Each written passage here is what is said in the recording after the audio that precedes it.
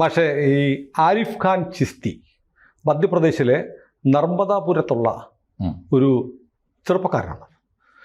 ഇയാളിപ്പോൾ ദേശീയ മാധ്യമങ്ങളിൽ വലിയ വാർത്തയായി. വലിയ വാർത്തയാവാൻ കാരണം ഇയാൾ തൻ്റെ കിഡ്നി ദാനം ചെയ്യാൻ തീരുമാനിച്ചു. അപ്പോൾ നമുക്ക് ഓരോ ദിവസവും ഇന്ത്യയിൽ നൂറുകണക്കിന് ആളുകൾ കിഡ്നി അവയവ കൈമാറ്റം നടത്തുന്നുണ്ട്. പക്ഷേ ആരിഫ് ഖാൻ ചിസ്തിയുടെ ഈ അവയവ ദാനത്തിനുള്ള തീരുമാനം വാർത്തയാവാൻ കാരണം അയാളൊരു മുസ്ലിം ആയതുകൊണ്ടാണ്. മുസ്ലിമുകൾ അവയവമൊക്കെ സ്വീകരിക്കും മറ്റുള്ളവരുടെ, എന്നാൽ ഒരാൾക്കും കൊടുക്കത്തില്ല.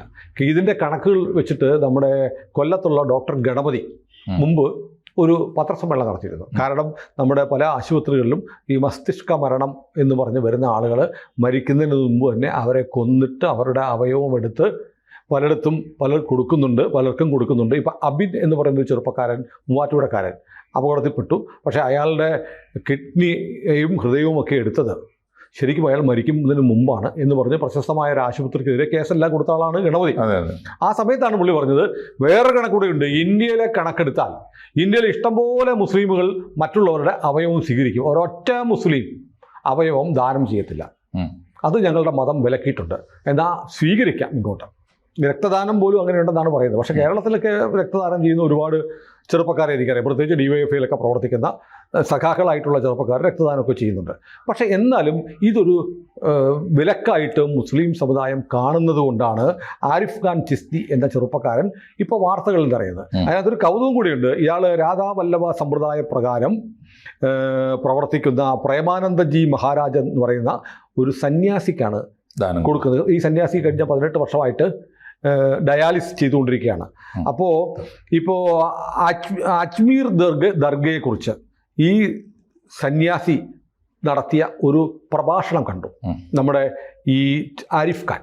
അപ്പോൾ പറഞ്ഞു അദ്ദേഹത്തിന് അതിൽ വളരെ അങ്ങ് ഇഷ്ടപ്പെട്ടു. അപ്പോൾ ഇതിങ്ങനെയൊക്കെ പറയുന്ന ഒരു സന്യാസി ഒരുപാട് കാലം ജീവിച്ചിരിക്കണം എന്ന് ഇദ്ദേഹം തീരുമാനിക്കുകയും ഭാര്യയോട് പറഞ്ഞു, ആദ്യം ഞാനിങ്ങനെ ചെയ്യാൻ പോവാണ് എന്ന് പറഞ്ഞു. ഭാര്യ പറഞ്ഞു, കൊള്ളാം, നല്ല കാര്യം. അങ്ങനെയാണ് പരസ്യമായി പ്രേമാനന്ദ്ജി മഹാരാജയ്ക്ക് സന്യാസിക്ക് ഞാൻ എൻ്റെ കിഡ്നി കൊടുക്കുമെന്ന് ഇയാൾ മാധ്യമങ്ങളോട് പറഞ്ഞത്. അതിനുള്ള നടപടികൾ സ്വീകരിക്കുകയാണ്. അപ്പോൾ ഈ മുസ്ലിം സമുദായം എന്തുകൊണ്ടാണ് മറ്റുള്ളവരുടെ അവയവങ്ങൾ സ്വീകരിക്കാം, ഞങ്ങൾ ഇങ്ങോട്ട് മാത്രമേ എടുക്കുകയുള്ളൂ അങ്ങോട്ട് കൊടുക്കില്ല എന്നൊരു നിലപാട് ഉണ്ടായിരുന്നു എന്നുള്ളത് ഞെട്ടിപ്പിക്കുന്ന ഒരറിവാണ്. തീർച്ചയായിട്ടും അങ്ങനെ ഉണ്ടായിരുന്നു എന്ന് മാത്രമല്ല, മഹാഭൂരിപക്ഷം മുസ്ലിങ്ങൾക്കിടയിലും ഇപ്പോഴും അങ്ങനെ ഒരു ധാരണയുണ്ട്. അത് കടുത്ത അന്ധവിശ്വാസമാണെന്ന് മാത്രമല്ല, പുതിയ ലോകത്തിലേക്ക് മുസ്ലിം സമൂഹത്തിൻ്റെ അങ്ങനെയാണെങ്കിൽ വാങ്ങാതിരുന്നൂടെ? അതെ, ചെയ്യേണ്ടതാണ്. പക്ഷേ അതിലാണല്ലോ മുസ്ലിം കമ്മ്യൂണിറ്റിയുടെ ഈ ഇരട്ടത്താപ്പ് വലിയ തോതിൽ പുറത്തു വരുന്നത്. അത് ഈ ഡോക്ടർ ഗണപതി പറയുന്നതിന് മുമ്പ് തന്നെ ഞാൻ ആധികാരികമായ കണക്ക് കണ്ടിട്ടുണ്ട്. സാർ ശ്രദ്ധിച്ചിട്ടുണ്ടോ എന്നറിയില്ല. ഏതാനും വർഷങ്ങൾക്ക് മുമ്പ് AIIMS, all India institute of medical science, ഒരു രേഖ തന്നെ പുറത്തു വിട്ടിരുന്നു. ആ AIMSൽ അന്ന് വരെ, എനിക്ക് തോന്നുന്നത് 2022-ലോ 2023-ലോ ആണ്, അന്ന് വരെ അവയവദാനത്തിന്റെ കണക്ക്, കൊടുത്തവരുടെ കമ്മ്യൂണിറ്റി തിരിച്ച ലിസ്റ്റ്, സ്വീകരിച്ചവരുടെ ലിസ്റ്റ്. ഞാൻ ഞെട്ടിപ്പോയത്, എനിക്ക് തോന്നുന്നു കണ്ടവരൊക്കെ ഞെട്ടിയിട്ടുണ്ടാവും. ഞെട്ടുകയും വേണം, ഉള്ളു തുറക്കുകയും വേണം. പ്രത്യേകിച്ച് മുസ്ലിം കമ്മ്യൂണിറ്റിയിൽ പിറന്ന ഞങ്ങളൊക്കെ ആദ്യം ഞെട്ടണം. കാരണം ആ ലിസ്റ്റിൽ സാറ് പറഞ്ഞ പോലെ ഡോണേഴ്സിൽ ഒരാൾ പോലും മുസ്ലിം ഇല്ല, എന്നാൽ റെസിപ്പിയൻസിൽ നല്ലൊരു ശതമാനം മുസ്ലിം. അപ്പൊ അതിന്റെ അർത്ഥം എന്താ വെച്ചാൽ കാഫറിന്റെ നമുക്ക് വേണ്ടി വന്നാൽ കാഫറിന്റേതും ഈ ആന്യന്റേതും നസ്രാണിയുടെയും ഒക്കെ നമുക്ക് സ്വീകരിക്കാം, എല്ലാവരുടെയും സ്വീകരിക്കാം. കാഫർ നമ്മൾ കൊടുക്കൂല എന്ന് പറയുന്ന നയം ഒന്ന് മനുഷ്യവിരുദ്ധമാണ്, രണ്ട് ഇസ്ലാമിന്റെ നൈതികതയ്ക്ക് നിരക്കാത്തതാണ്. എങ്ങനെയാണ് ഇങ്ങനെ അന്ധവിശ്വാസം ഉണ്ടായി വന്നതെന്ന് പലരും ആലോചിച്ചു. അപ്പം ഞങ്ങൾ ഒരുപാട് പേരുമായിട്ടൊക്കെ ഇത്തരം ചർച്ചകൾ. കാഫർ വെറുക്കപ്പെടേണ്ടവനും വേണ്ടി വന്നാൽ കൊല്ലപ്പെടേണ്ടവനും ആണെന്നുള്ള വിശ്വാസം ഉള്ളതുകൊണ്ടായിരിക്കാം. രോഗം വന്നവനൊക്കെ ചാകുന്ന ചത്തോട്ടെ, എൻ്റെ കിഡ്നിയും എൻ്റെ ഹൃദയം കൊണ്ട് രക്ഷപ്പെടണ്ട. അല്ല, അങ്ങനെയല്ല സാർ. അതിൻ്റെ ഒരു അടിസ്ഥാന വിശ്വാസം എനിക്ക് തോന്നുന്നു ഇത് പിന്നീട് വന്നിട്ടുണ്ടാവാം. പക്ഷെ അതിൽ അടിസ്ഥാന വിശ്വാസം എന്താണെന്ന് വെച്ചാൽ, ദൈവം തന്ന ഒന്നും നിങ്ങൾക്ക് ദാനം ചെയ്യാൻ അവകാശമില്ല. ദൈവത്തിന് മാത്രം തരാൻ പറ്റുന്ന ഒന്ന്, അവയവം നമുക്കുണ്ടാക്കാൻ പറ്റില്ലല്ലോ, ദൈവം തന്നതാണ്, അത് ദാനം ചെയ്യാൻ നിങ്ങൾക്ക് അവകാശമില്ല, അത് പടച്ചോന് മാത്രമേ ഉള്ളൂ. അപ്പൊ ഈ ക്വസ്റ്റ്യൻ ഉണ്ട്, പടച്ചോൻ വേറൊരുത്തിന് കൊടുത്തത് നിങ്ങൾക്ക് സ്വീകരിക്കാമോ? ഈ കോൺട്രഡിക്ഷൻ ഉണ്ടല്ലോ, അതാരും ആലോചിക്കുന്നില്ല, ചിന്തിക്കുന്നില്ല. ഇതങ്ങനെ പരമ്പരാഗതമായ രീതി വരികയാണ്. പിന്നെ അതൊരു സൗകര്യവാദം കൂടിയാണ് സാർ, സൗകര്യവാദം കൂടിയാണ്. എൻ്റെ സിരകളിൽ ഓടുന്ന 300 മില്ലി ബ്ലഡ് എടുത്തിട്ട് സാറിന്റെ ജീവൻ രക്ഷിക്കണം എന്ന് പറയുന്നത് ഞാൻ കൊടുക്കണമല്ലോ. അതിന്റെ ഭയം കൂടിയുണ്ട്. എനിക്ക് നേരിട്ട് അനുഭവം ഉണ്ട് സാർ. ബ്ലഡിന്റെ കാര്യം പറഞ്ഞല്ലോ, ബ്ലഡിലൊക്കെ ഒരുപാട് മുന്നേറിയിട്ടുണ്ട്. പക്ഷെ എനിക്ക് നല്ല അനുഭവം ഉണ്ട്, വ്യക്തിപരമായ അനുഭവം. 83-84 കാലത്ത് എൻ്റെ ഫാദറിന്, എൻ്റെ ഉപ്പാക്ക് ക്യാൻസർ പിടിച്ച് കോഴിക്കോട് മെഡിക്കൽ കോളേജിൽ, അന്ന് ഈ ക്യാൻസറിന് സ്പെഷ്യലിസ്റ്റ് ആശുപത്രികളൊന്നുമില്ല. അപ്പോൾ കോഴിക്കോട് മെഡിക്കൽ കോളേജിൽ സാവിത്രി സാബു ഒരു വാർഡുണ്ട്. ആ വാർഡ് നമ്മുടെ RN സാബു എന്ന് വെച്ചാൽ ഗോളിയോർ അയോൺസിന്റെ മുതലാളി, അദ്ദേഹത്തിന്റെ ഭാര്യയുടെ പേരിൽ തുറന്ന ഒരു വാർഡാണ്. അത് മാത്രമേ ഉള്ളൂ അന്ന് മലബാറിൽ ക്യാൻസറിന്റെ ചികിത്സ. അവിടെ പകൽ സമയത്ത് ഉപ്പാന്റെ കൂടെ, പകൽ സമയത്ത് ഞാൻ കോളേജിലും വൈകുന്നേരം ഉപ്പാന്റെ കൂടെ നിൽക്കുമ്പോൾ ഒരു ഘട്ടത്തിൽ വളരെ ഭയങ്കരമായിട്ട് അനീമിക്കായി ഉപ്പ ഒരു ഫെയ്ഡ് ഔട്ട് ആവുന്ന സ്റ്റേജിൽ ബ്ലഡ് വേണം എന്ന് പറഞ്ഞു.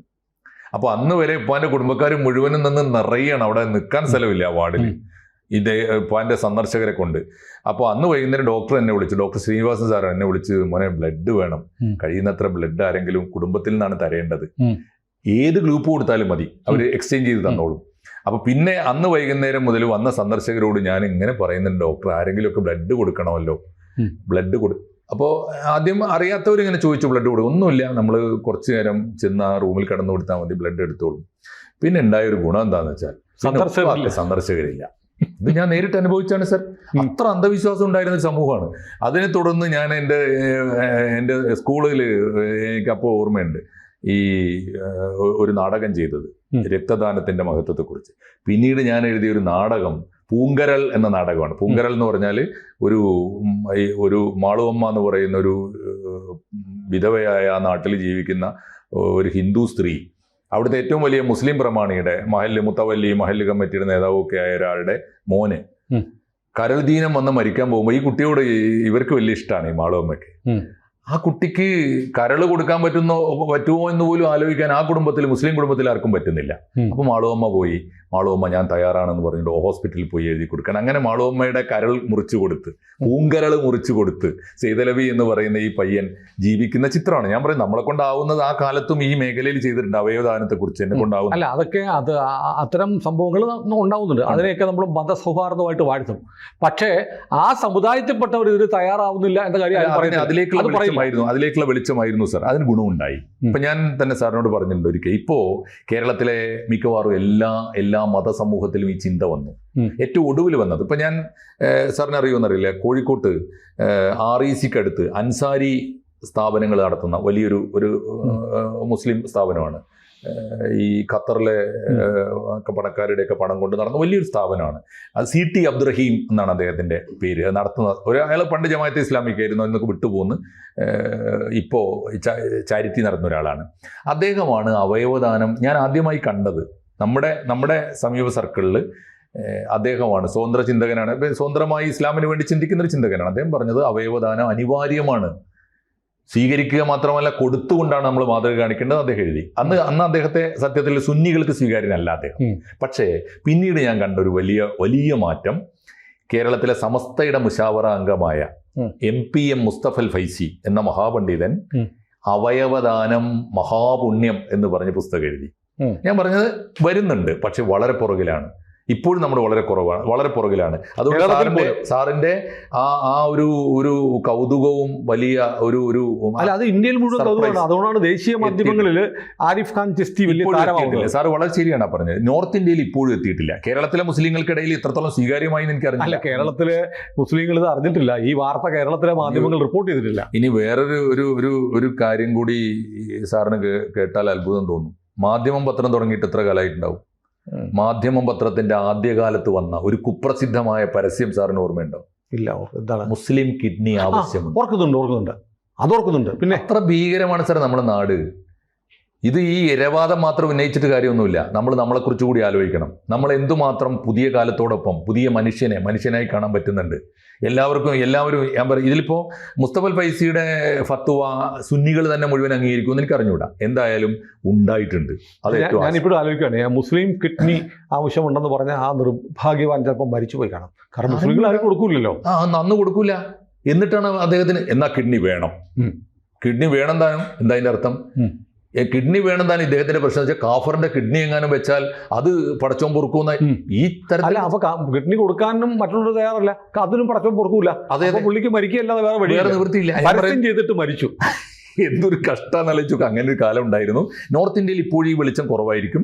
അതുകൊണ്ടാണ് സാറ് ഈ വാർത്ത കാണുമ്പോൾ കേരളത്തിലും വലിയ വെളിച്ചമൊന്നും വന്നിട്ടില്ല. എവിടെ? കേരളത്തിലും അല്ല, കേരളത്തിൽ വന്നേ തീരൂ സാർ. കാരണം ആളുകൾ ചിന്തിക്കുന്നുണ്ട്. ഞാൻ പറഞ്ഞ ഒറ്റപ്പെട്ട സംഭവങ്ങളിൽ എനിക്ക് ഉദ്ധരിക്കാനുണ്ടല്ലോ. അതെ അതെ. അപ്പൊ ഞാൻ പറയുന്ന അത്തരം ശ്രമങ്ങൾ നടക്കുന്നുണ്ട്, നല്ലതാണ്. പക്ഷെ ഈ കേസിൽ വേറൊരു കാര്യം കൂടിയുണ്ട്. ഈ കേസിൽ സാർ ഈ പറയുന്ന ഇപ്പോ സാറിന്റെ പ്രാഥമികമായ കൗതുകം മുസ്ലിങ്ങൾ അവയവദാനം ചെയ്യാൻ തയ്യാറായി. ഞാൻ അതിന്റെ പടം കണ്ടു. ഈ ജിഫ്രി, എന്താണ് അയാളുടെ പേര്?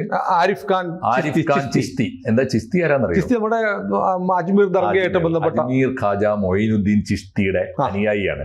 അദ്ദേഹം സൂഫിയാണ്. അജ്മീർ എല്ലാവരുടെയും ദർഗയാണ്, എല്ലാവരും ചെന്ന് പ്രാർത്ഥിക്കുന്ന സ്ഥലമാണ്. ഈ നോർത്ത് ഇന്ത്യയിലെ ഒരു സൂഫി സെക്ട് ഇപ്പോഴും ആ രീതിയിലുള്ള ഒരു സൂഫിസം കേരളത്തിലേക്കും വന്നിട്ടില്ല. കേരളത്തിൽ ഇപ്പോഴും ഹിന്ദു സന്യാസിയാണ്, അവർ അദ്വൈതം പറയുന്നുണ്ട്. അപ്പുറത്ത് മുസ്ലിം സന്യാസികൾ ഓരോരുത്തരും അവനവന്റെ വഴിയിൽ സൂഫിസം പറയുന്നുണ്ട്. അപ്പോഴും ഈ തരം കൾട്ടുകൾ ഇവർ രൂപീകരിക്കുന്നുണ്ട്. ഒരു ഏകമാനവികതയിലേക്ക് ഇവർ വളരുന്നില്ല പലപ്പോഴും. അതേസമയത്ത് ഇപ്പോൾ നമ്മുടെ CH മുസ്തഫ മൗലവിയെ പോലുള്ളവർ ഒരു സർവ്വവേദ സത്യവാദത്തിന്റെ നിലപാടിലൊക്കെ സ്വീകരിക്കുന്നുണ്ട്. ചേകനൂർ മൗലവി സ്വീകരിച്ചിരുന്നു, അദ്ദേഹത്തെ വകവരുത്തി. അപ്പോൾ ഇപ്പോഴത്തെ ഒരു അവസ്ഥയിൽ നോർത്ത് ഇന്ത്യയിൽ ഇത് ഒരു മഹത്തായ മാതൃകയാണ്. എന്താ അദ്ദേഹത്തിന്റെ പാഠം എന്താണെന്നറിയോ? ഞാൻ കണ്ടു ആ വാർത്ത, സാറ് പറഞ്ഞ വാർത്ത ഇന്ത്യൻ എക്സ്പ്രസിലും കണ്ടു വന്നത് ഞാൻ കണ്ടു. ടൈംസിലാണ് ഞാൻ കണ്ടു. ആ വാർത്ത ഞാൻ കണ്ടിരുന്നു കുറേ ദിവസം മുമ്പ്, കഴിഞ്ഞ ആഴ്ചയിലും കണ്ട്. വാർത്ത ഇതാണ്: അദ്ദേഹം ഒരു ദിവസം ഇദ്ദേഹത്തിന്റെ ഒന്നല്ല, ഈ സ്വാമി ഉണ്ടല്ലോ പ്രേമാനന്ദ് മഹാരാജ് എന്ന് പറയുന്ന സന്യാസി എത്രയോ കാലമായി പറഞ്ഞുകൊണ്ടിരിക്കുന്നത് ഈ ഏകമാനവികതയാണ്. അദ്ദേഹം എല്ലാ വിഭാഗം മനുഷ്യരുടെയും, ഗുരുനാനാക്കിൻ്റെ എല്ലാ മനുഷ്യരുടെയും ഒരുമയെക്കുറിച്ചുള്ള ഗീതങ്ങളും പാഠങ്ങളുമാണ് പഠിപ്പിച്ചുകൊണ്ടിരിക്കുന്നത്. അദ്ദേഹം ഒരു ദിവസം ഒരു ടോക്ക് അദ്ദേഹം കേൾക്കുന്നത് വൈകിപ്പോയതാ. ഈ പ്രേമാനന്ദ് മഹാരാജാവ് ജീവിതകാലം മുഴുവൻ ചെയ്തുകൊണ്ടിരിക്കും. 19 കൊല്ലമായി ഇദ്ദേഹത്തിന് കിഡ്നി പേഷ്യൻ്റ് ആണ്. അപ്പോൾ അദ്ദേഹത്തിന് ഒരു കിഡ്നി കൊടുക്കണം, അദ്ദേഹത്തിന് ദീർഘായുസ് കിട്ടണം എന്ന ചിന്ത ഒരുപക്ഷെ ആരും വേണ്ട വിധത്തിൽ ആലോചിച്ചിട്ടുള്ള ഇദ്ദേഹം ആവശ്യപ്പെട്ടിട്ടുണ്ടാവില്ല കേട്ടോ. സന്യാസിമാർക്ക് അങ്ങനെ ആയുസിലൊന്നും താല്പര്യമില്ലല്ലോ. അപ്പൊ അദ്ദേഹം പറഞ്ഞുകൊണ്ടിരുന്നത് ഒന്ന് ഖാജ മൊയ്നുദ്ദീൻ ചിഷ്തിയെ കുറിച്ചാണ്, അദ്ദേഹത്തിന്റെ ഒരു ഐക്യത്തെ, അദ്ദേഹത്തിന്റെ മാനവികതയെ കുറിച്ചാണ്. 2 അമീർ ഖുസ്രുവിനെ കുറിച്ചാണ്. അമീർ ഖുസ്രു ആരാന്നറിയോ സാറിന്? അമീർ ഖുസ്രു ആണ് നമ്മുടെ തബല എന്ന വാദ്യം നിർമ്മിച്ചയാള്, ഇന്ത്യൻ സംഗീതത്തിന്റെ ആചാര്യനാണ്. മാത്രമല്ല അദ്ദേഹമാണ് ഡൽഹിയിലെ റെയിൽവേ സ്റ്റേഷൻ ഉണ്ടല്ലോ, എന്താണ് നിസാമുദ്ദീൻ എന്ന ആ നിസാമുദ്ദീൻ ആരാന്നറിയോ? ഡൽഹിയിൽ ജീവിച്ചിരുന്ന വലിയ സൂഫി വര്യനാണ് ഖാജ നിസാമുദ്ദീൻ. നിസാമുദ്ദീന്റെ ജീവചരിത്രം എഴുതിയത് ഡൽഹിയിലെ ഏറ്റവും വലിയ സൂഫി വര്യനായിരുന്നു. നിസാമുദ്ദീന്റെ ജീവചരിത്രകാരനാണ് അമീർ ഖുസ്രു. അപ്പൊ അമീർ ഖുസ്രുവിനെ കുറിച്ച്, ഖാജ നിസാമുദ്ദീനെ കുറിച്ച്, മൊയ്നുദ്ദീൻ ചിഷ്തിയെക്കുറിച്ച്, മൊയ്നുദ്ദീൻ അബ്ദുൽ ഖാദർ ജിലാനിയെ കുറിച്ചൊക്കെയുള്ള ഈ സ്വാമിയുടെ പ്രസംഗങ്ങൾ ഇങ്ങനെ കേട്ട് കഴിഞ്ഞിട്ട് ഇദ്ദേഹം തീരുമാനിക്കുകയാണ്, ഈ സ്വാമി ജീവിച്ചിരിക്കുക, പടച്ചോനെ ഞാൻ എന്ന് മരിച്ചാലും ആർക്കും നഷ്ടമില്ല, ഈ സ്വാമി ജീവിച്ചിരുന്നാൽ ലോകത്തിനാകെ നന്മയുണ്ടല്ലോ, അതുകൊണ്ട് സ്വാമിക്ക് ദീർഘായുസ് കിട്ടണം. ഇദ്ദേഹം ചെയ്ത പണി ആ ഓപ്പറേഷൻ നടന്നിട്ടില്ല. ഞാൻ അദ്ദേഹം ജില്ലാ കളക്ടർക്ക് കത്തയക്കുകയാണ്. എവിടുത്തെ ഈ സ്വാമി ജീവിക്കുന്ന നർമ്മദാപുരിയിലെ ജില്ലാ കളക്ടർക്ക് കത്തയക്കുകയാണ്. ഈ സ്വാമിയുടെ ആയുസ്, ആ സ്വാമിയുടെ ആരോഗ്യം അതിവേഗം വീണ്ടെടുക്കണം, അദ്ദേഹത്തിന് ഒരു കിഡ്നി കൊടുക്കാൻ ഞാൻ തയ്യാറാണ്. ഇദ്ദേഹം ആദ്യം ബീവിയോട്, സ്വന്തം ഭാര്യയോട് സംസാരിച്ചു, മോളെ ഞാൻ ഇങ്ങനെ ഈ സ്വാമിക്ക് കൊടുക്കാൻ തീരുമാനിച്ചിട്ടുണ്ട്. അപ്പോൾ അവൾ പറഞ്ഞ മറുപടി അവൾ എവിടെയോ പറഞ്ഞിട്ടുണ്ട്. അയാൾ പറയുന്നുണ്ട്, നിങ്ങളുടെയും എൻ്റെയും ആയുസ് പകുതി മതി, ആ സ്വാമിക്ക് ആയുസ് നീട്ടിക്കിട്ടട്ടെ എന്നാണ്. ഈ മനസ്സ് നൽകുന്നൊരു പാഠമുണ്ട്. ഒന്ന് നമ്മുടെ ആത്മീയതയുടെ ഒരു മഹാകാശം ഒരുമയുടേതാണ് എന്ന പാഠമാണ്.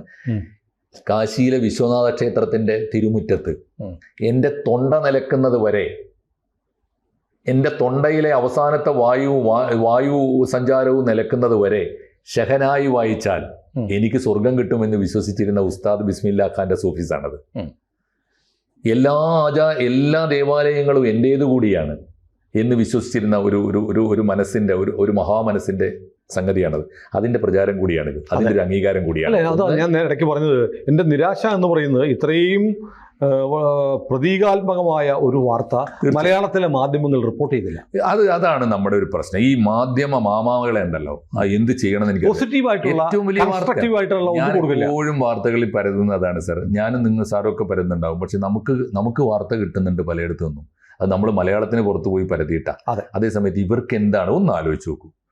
ഒരു മുസ്ലിം വേഷധാരിയും, അതും എവിടെ നമ്മൾ പറയുന്നത് നോർത്ത് ഇന്ത്യ മുഴുവൻ വർഗീയ കലാപമാണ്, കേരളത്തിൽ മാത്രമാണ് ഈ മതനിരപേക്ഷതയുടെ സ്വർഗം എന്നാണ് നമ്മൾ വിശ്വസിക്കുന്നത്. അങ്ങനെയാണെങ്കിൽ മധ്യപ്രദേശിലെ ഒരു ഇസ്ലാമിക വിശ്വാസി ഉത്തർപ്രദേശിലെ ഒരു ഹിന്ദു സന്യാസിക്ക് തൻ്റെ കിഡ്നി കൊടുക്കാൻ തയ്യാറാണ്, ആ മനുഷ്യന്റെ ദീർഘായുസിന് വേണ്ടി പ്രാർത്ഥിക്കുക ആണ്.